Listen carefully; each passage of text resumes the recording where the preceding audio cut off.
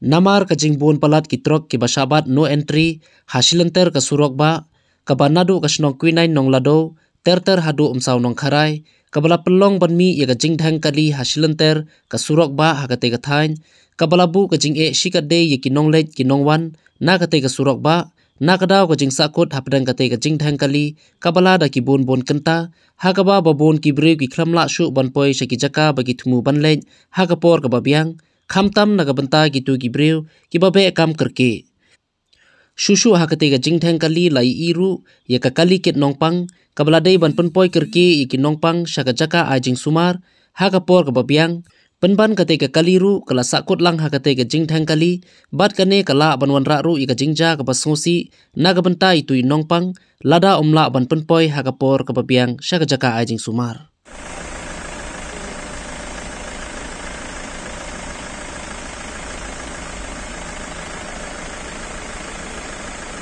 COVID is the only instance where oxygen is required.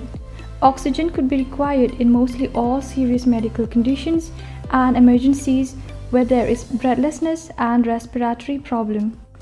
We even learned that a few puffs of pure oxygen could keep us younger and the skin glow.